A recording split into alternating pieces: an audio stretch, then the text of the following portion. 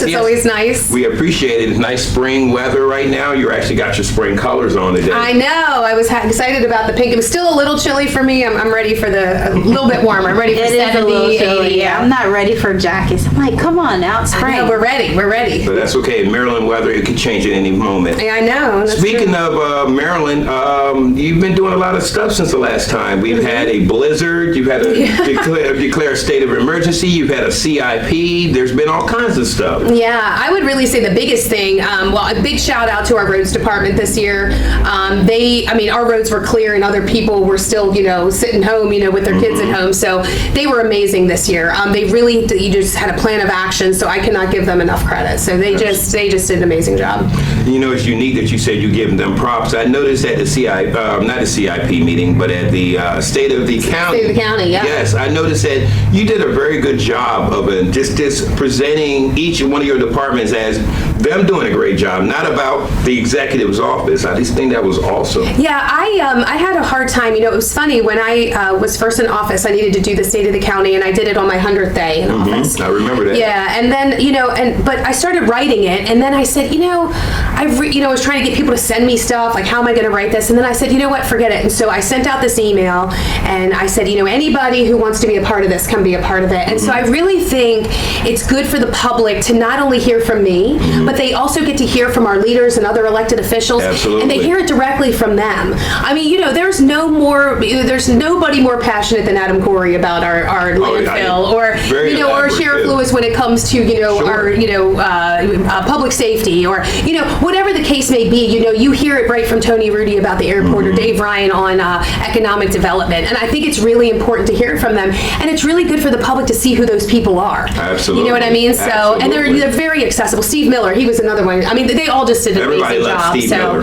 Oh yeah, but those department heads, I appreciate them so much, and Sure. I never mandate it. I say if you want to be a part of it, be a part of it. If there's something you want to celebrate but you don't want to be on camera, give it to me. Our Department of Corrections couldn't be there, so I was able to read. Yeah, Chris Tyler. Yeah, so I was able to read, her celebration, of the things that she was talking about. But yeah, I seeing the amount of people we had, I think 14 different speakers, and having that participation is really amazing. I think that speaks volumes in itself, especially because I don't mandate them to do it, but they like being a part of it. So Absolutely. Actually, I want to shout out Pam Olin. I always think when it comes to budget season, she gets the pressure, but she always seems to come through really well. She Yeah, does. because that's a lot of money to be dealing with. I don't know if I could do it. And not only is it a lot of money, but she has to be devil's advocate all the time. These departments are coming in and they're defending their departments and they do a great job, but she has to be that, that she is that fiscal responsibility. Do you really need this much? Are we really using this wisely? So she does an amazing job. Absolutely, absolutely. Now, I do want to say, because I've actually been following your administration since, before you were actually inaugurated, I was actually part of that. I noticed during your first one, correct me if I'm wrong, the state's attorney and the sheriff actually wasn't a part of the first one. Yeah, so when I did the first one, the first 100 days, actually Todd Richardson, so Major Todd Richardson actually gave updates, and we hadn't finished the sheriff's office just yet. Okay. So he was able to give those updates. And then, and this was the first year that the state's attorney was a part of it. So it was really great to have her. Yeah, that's what I was thinking. Yeah, it was really nice having all of us there. And I will say, there was one year where Sheriff Lewis wasn't a part of it, and we had the FOP president, Scott Hamilton. He stepped in and did the public safety update.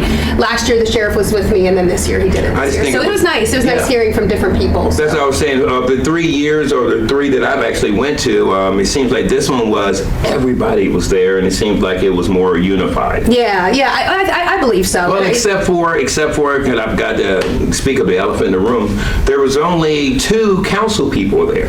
Yeah, that's a little disheartening, because it's really important, I think, for them. And hopefully, what I'm hoping is, and I'm just going to say this, I really hope that they just listened later on. Maybe they just couldn't be there that evening. It was a beautiful night. I always seem to plan stuff at the Civic Center at the prettiest nights, So hopefully they were able to listen in, because I think that it's really important for them to hear all of the good things that are going on. I think a lot of times we get wrapped up in the negative, and I think it is really good to hear the really great things. And I feel like those department heads did a really great job at expressing what we're doing. him. Well, I do know that Councilman Cannon, I actually spoke with him earlier today. He said he had been under the weather and actually out of town the last couple of weeks. So that may have been the situation. Yeah, it could have with been. him. That's all right, cool. Now, just moving right along, there was also a town hall on the west side. Yes. And of course, anybody knows anything about me, that's where I started. That's where Bridging the Gap started out. So I kind of knew about it before it actually came about. So, and they did not know, the people who set it up was the West Side Neighborhood Alliance. They really haven't yet get in the mix of talking to their elected officials. So they asked me, sure, reach out to you and to Councilman Wynn and all those I could get. And you couldn't make it, but you did send Monkey. And I want to point out something, and actually it's kind of neat that Bridging the Gap was the only ones there that was recording. So there were some things that actually came up in controversy, and we've got the footage of it, and that was when Councilman Wynn addressed something that was brought to his attention down there. What was brought to his attention was the fact that although they were getting many donations and things, brand new curtain put up, they had a leak in the roof. Right. Yeah, so that is really something that we are very, very proud of. These are not inexpensive improvements. We are having a little issue now. Sometimes if you come in, you'll see that the curtain is moved over. That's because we have a continuous leak. Anytime it rains, it snows, it does whatever. We've had leaks, and of course, it first started leaking onto the curtains, which of course gave us heart failure. So at any rate, those are the things that we have been working towards, and we will continue. We are still working on noise abatement, and I think that that will help a lot. Does the sound system seem better? Are you hearing us better than in previous? Okay, great. So we are moving in that direction because it had been a horrible experience when people would come in here and the sound was just bouncing everywhere. So we are working on that. So thank you. And, So Councilman Wynn, and actually I was talking to President Cannon today about this. Councilman Wynn just, stood up and said to the crowd there that he had spoke with Matthew, who's their communication guy, and he is aware of it. He said, look, this is not going to happen tomorrow, but we're going to get some bids. Basically, it's on the radar. Right. I just wanted to state this, that I did talk with Matthew about a week ago, and he mentioned the roof, and it wasn't me. Yeah, so, and I contacted the executive department, as soon as I got the phone to them, because it's unacceptable that the roof is leaking. So, I just found out from our director of administration, Bumpy Bumpy, he's sitting right here. You got everyone here. Well, I found out that he's getting, they were working on getting quotes to get the roof repaired or replaced.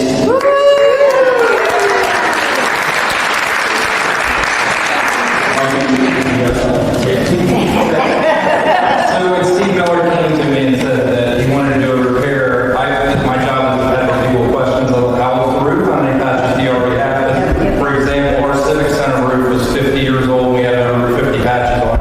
Even though it literally cost millions of dollars to that new roof, it made sense to put the new roof on. So I don't know if we have a situation, because this is an old roof, where we have many patches. So I'm going to find that out from Steve Miller, and if so, he's actually going to get a quote this week for a total replacement and or repair. So I was going to talk about that. I don't know if it has to be bid out, so I'm not saying we'll start being fixed this week, but yeah, we are going to fix it as soon as we can get through that process. that's great. There was some people who did not like it. There was a comment made on the show that maybe Councilman Wynn shouldn't have made that comment without speaking to the rest of the council. Let me ask you as the executive, is there funds that could help out with the situation? Yeah, and I sort of resent the fact that they said that. I will say Councilman Wynn went out of his way to contact me and to make sure that I was fully aware of what was going on, of what the constituents were bringing to him. So I actually give him a lot of credit and feel very comfortable with him going forward saying, I spoke to the executive. And then, for us, a roof leak to me is an emergency, right? Because more and more issues can happen. And Exactly. many of us who own homes, what can happen when you have a roof smoothly. So once I was fully aware of the severity of it, I spoke to Director of Rec and Park, Steve Miller. Yes. He said, yes, we've been talking about this. It's something that's been on our radar. And I said, well, let's do it. Let's move forward. So that's what we did. And so the debate was, do we patch it or do we fix it? And I am not a deferred maintenance person. I'm like, if we could do it, let's do it. And Sound we like do. my wife over there. Yeah, let's just get it done. No half stepping. Well, and here's the deal. What they said is that even if we did patch it, we'd be fixing it next year. So why are we putting out $50,000 for a patch when we can do, and we've gotten some bids in. So we're looking anywhere between $100,000 to $150,000. We have the money. Let's get it done. It's an asset on the west side of the county. Sure. And they have done. I think at least. Not only do we owe it to the constituents, we owe it to that group. They have come in and just revitalized that place. You know what I mean? And They're such doing a great such job. a great job. Yeah, and we down don't. there. Yeah, we got to show them like, hey, like we support you. So we've gotten the bids. So we're looking at that. So they are breaking those apart as we speak. So I'm hoping government works slow, and I don't like that. Sure. But I'm hoping in the next couple months that we have it either started or done. You know what I mean? Ready to go. Sure. So it is definitely something that's happening. Now, I will say, of course, it has to be appropriated by the council. Sure, But I would really hope that the council sees the asset that's there, and that we can't have water dripping all over the place, or else Right. we're going to be replacing the whole building. You know what I Right. mean? So we can't have that. The So. comment was made that the kids were actually making a game out of catching the draw. Yeah, see, I can't handle that. Sad. Yeah, that is Sad. sad. That is sad, and we need to do better. So Yeah. I am. So we've kind of taken the bull by the horns, and like I said, we're moving forward in that. So we will be Awesome. taking it over to council. I'm hoping now that we have the bids, we should be taking it over the April 21st. Oh, awesome. I spoke with 3 council people about it, and including the president of the council, and I can say, I reached out to 3. One actually tried to contact me back. I'm going to give her a call back. One of them told me the other day that he thought this was absurd that this was brought to the table, especially after all the money that we just poured into the community center or the civic center. But then I can be honest with you, President Cannon was like, I don't see a problem with this. He's like, look, don't say that I guaranteed it, but this looks like something Steve Miller's talked to him about. I just don't understand, why would it be? I just don't understand why it's even it's not even really up for discussion at this point in time. It's one of our assets. It's our responsibility to take care of it, and it's gonna be even more expensive the longer we wait. So let's get it done. Let's get this new roof on there. We at least owe it to the people on the west side, really all of the community, because we all enjoy it. But yeah, I find what we're doing with the Civic Center, there was grant money with that. It's 2 totally different things, 2 totally different projects in 2 totally different parts of the community. And I know this councilman, and I'm gonna be unprofessional for a second. What is very frustrating to me about that councilman in particular is this is your district, sir. This is your district, and you are supposed to be representing the people there. And it seems to me, when you are arguing over things like Barron Creek, when you are arguing about the roof at the West Side Community Center, when you are saying that, no, the West Side group should not become a commissioned, like everything this West Side wants, you are not their representation. You are not doing a good job at representing them. You're taking your personal feelings and putting it forward, and you really can't do that. So I look forward to new representation for District 2 for them, and I can't wait. I think they deserve better, but. I like to move it, jumped off the porch, now I'm just cool. I had to change my mood in life, when I woke up, I just do this. I like to move it, so please get out the way, excuse me. I like to move it, jumped off the porch, now I'm just coming. Well, and actually, while we're on that, it was brought up to my attention by, and it's not that person, but it brought up to me that there's 2 different groups down there, and I take kind of offense to that. At the same time, I'm kind of the political one, if you really want to think about it. They said there's the group that gets with the community, then there's the political group.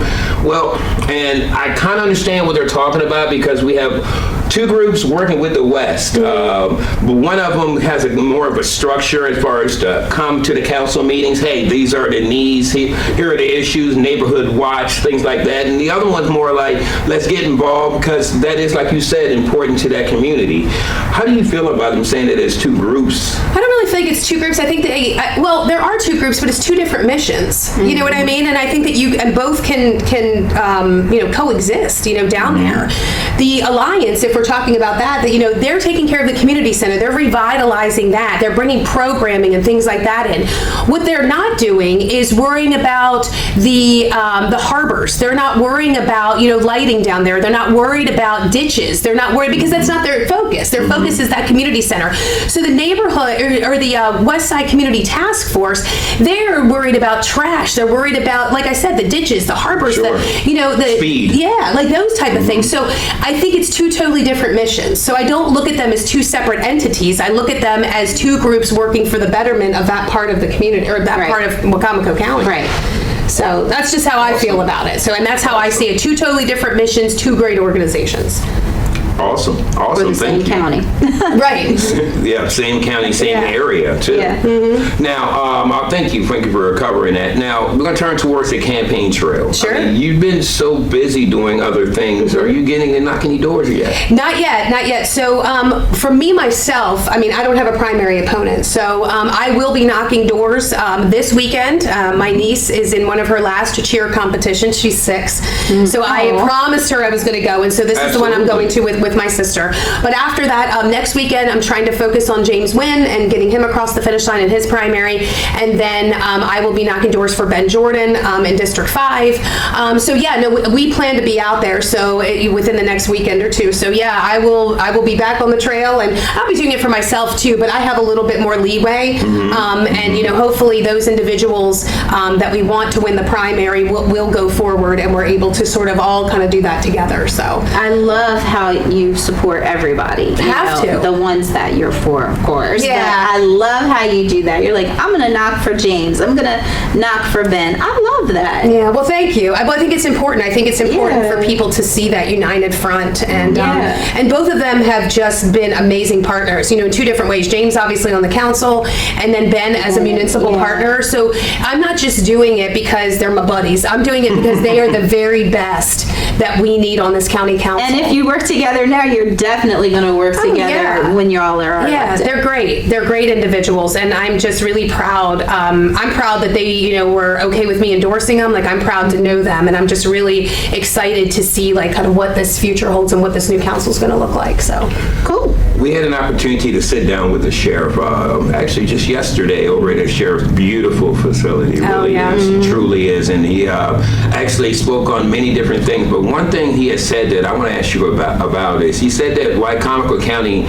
has more Democrats than Republicans, but a lot of those Democrats are conservative. Would you say that's true? that is 100% true. Actually, we've closed the gap, if you want to look at Republican and Democrat, but there are a lot of farmers that are Democrats, watermen that are Democrats, and for various reasons. But I think, some of it's generational, and they've just always been a registered Democrat. I will say a lot of them, I think he is correct that they do vote conservative. They voted for Donald Trump, or they voted for the Republican candidate. I think they believe in conservative values. And I also think the Democrat Party that they were in when they probably registered is probably not the same Democratic Party as what it is now. But yeah, no, we definitely do. We have more Democrats than Republicans, but yes, they do. They vote, the ones who vote very much seem to be more just more conservative, and appreciate the Republican, the conservative candidates, I will say. He also brought up, talking about the sheriff, that he's very proud of how much you have supported the Boys and Girls in Blue. Speaking of that, the governor was in town. He was. Yes. Can you tell us a little bit about what that was all about? Sure, yeah. So I was at the sheriff's office today. So they did their press conference on a very large drug bust that they had. Monumental, like one of the largest in Wacomico County history. Just bricks. I forget how many it was, but 40 kilos or something of cocaine. I mean, it stretched across the table, at the sheriff's office. So I had posted those pictures online. But yeah, what today showed is that, there are times you have to set politics aside. I know right now that, especially down here, the governor's not very popular. There's a lot of decisions and taxes and things that he's done that people are not happy with. But what today showed is not only did you have Sheriff Lewis at the local level or the sheriff's office, you had the local partners like Matt Crisafulli from, Worcester County Sheriff's Office. You had a couple other sheriff's office here. You had Dave Mindshine up there, from Salisbury City Police. And then on the other side, not only did you have Governor Westmore, but you had the Maryland State Police, you had the DEA, and that's at the federal level. So you had these partners, and what it showed is how successful you can be when you work together. Exactly. And one of the best, it really showed that today. And it's a shame that we don't have that with ICE. You know what I mean? Like DEA we work with, and we worked with so well on this operation, and you saw the success of it. And that's something that you and Sheriff Lewis agree on. It's like we really need to be able to work with ICE.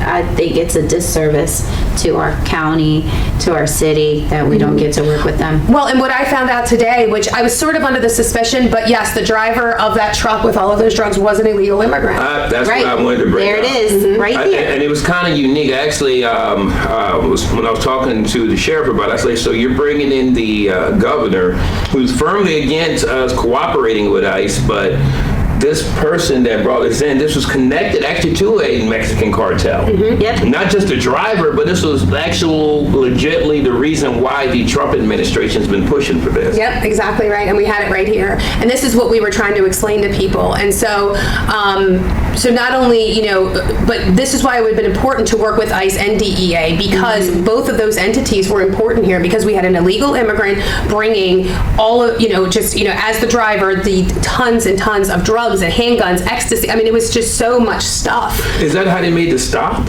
Yeah, so, and Sheriff Lewis would probably have to give you the details on it, but basically they had been, doing the surveillance. It came from California. The Worcester County Sheriff's Office, was under, had this person that they had this, I don't know if it was a bolo or whatever else, but they had this person. They worked with the Sheriff's Office. They did the stop in Laurel, Delaware. And it was all of these entities working together. So, and they were able to stop that from going into our community. So. It was huge. It was huge, yeah. Yeah, I mean, and and at the end of the day, I mean, I think the sheriff said it best. It wasn't them. I mean, it's them under the leadership, but it is the men and women that work so hard here, you know what I mean, at the sheriff's office, which is why, I mean, it's easy. State's Attorney Jamie Dykes put out her letter yesterday about supporting law enforcement. Yeah, I saw that. Shortly after she released it, she texted me and said, thank you. Thank you for supporting my office and supporting the law enforcement. And I told her, I said, it's my pleasure. These people work so hard every day to protect us. You know what I mean? And some of them, we have people that put their life on the line and have died, in the line of duty because of this. So it's easy. I mean, that's an easy thing. I mean, it's a no-brainer. And so I'm really proud, especially of this budget, because this is 2 years in a row where we have done record investment in public safety here in this county, record investment in education. Yes. So I'm, even though we still have some catching up to do, I think that, as my administration, we have really pushed for those two things. And trying to bring new businesses here and things like that. But yeah, just jumping back to public safety, just a record investment. We are talking about the collective bargaining agreement tonight at the council meeting. Yes. So we are hoping that everything goes smoothly. They have questions about it, rightfully so, and hopefully we'll get everything passed. Which is actually, we need to get you to, because it's actually 6 o'clock. So I have a few more minutes, but go ahead. Yeah. Okay, before we close out, two things. I just wanted you to, say something to your constituents, but other than that, where's a good place to get a good lunch at here in Salisbury? Oh gosh, yeah. Well, I actually have plans to go to a very great Greek pita place that you could go if you love Greek food. We were at Brew River today. That's one of our favorite stops. We go to Mogan's a lot. We just have a lot of great restaurants. We were at Evo the other day. We really try to frequent a lot of different restaurants. So, but I will say in closing, and I know that we'll do this a little bit more before the election, but I just want people to know, it has been an honor to serve as the county executive of this county. And I really am proud. I just can't even believe it. It's almost been 4 years. It's crazy how time flies. I know. But the amount of things, regardless, and I said this in the state of the county, are there things that I would have done differently? Of course there are.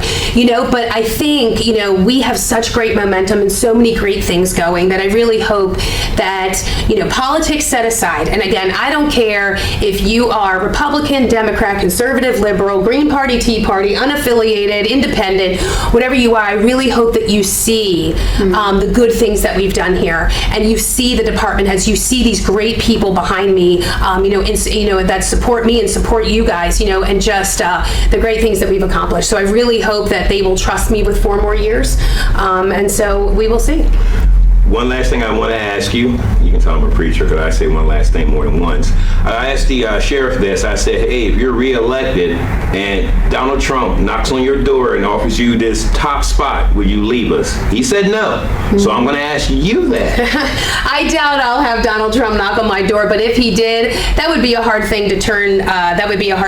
Down. But in all honesty, I think your impact, it would be great. I mean, that's a great thing to put on a resume. But in all honesty, the impact you have here locally is so much more rewarding, I think. And I think my job is not done here yet. So I would honestly say, thank you, but no thank you. My son is still in school. We still have a lot of things to take care of. So I appreciate everything the Trump administration has done. Absolutely. And I will continue to work with them, but I will work for them from here. That's a big deal. Like the last 2 people we spoke to you today and Sheriff Lewis, and you're both so passionate about this county, and I just love it. Yeah. Well, I think you get so invested, and with the sheriff, like his focus is public safety, but he touches a lot of different things. And for me, public safety is just one piece of mine, and I have so many different things, and you holistically see all the good things, and you see the passion in Steve Miller's voice, or all the great things that Adam's done at at Solid Lori? Waste. She's everywhere. Lori Carter, her doing, the grants administration, like these have been vital. Like these people work so hard for this county, so it's easy. They make it easy. That it's like you see the passion through them, and it just makes you want to work harder. So I appreciate them, and I really would be nothing without them. So I appreciate them 100%. Really, all the employees. I mean, they're all amazing. They're all amazing. Well, here's my last fact of the day. We started Bridging the Gap on PAC 14 as a local producer 1 year ago this month. And our very first guest was Julie Giordano. Look at that. And So here we are a year later. Yes. Yeah. Well, I just want to say thank you to you two. I think you put out a quality product. You search for the truth. You don't create narrative. You don't just invent things, for, to create shows. Like you really seek out, the information and you go to the source. And I really appreciate that. Thank you. You might see that clipped in a lot of different spots. I appreciate that, seriously. Yeah. Well, once again, thank you for joining us for Executive Decision. This has been our April edition. Yeah. We'll see you again in May. Have a great one. Bye. Thanks.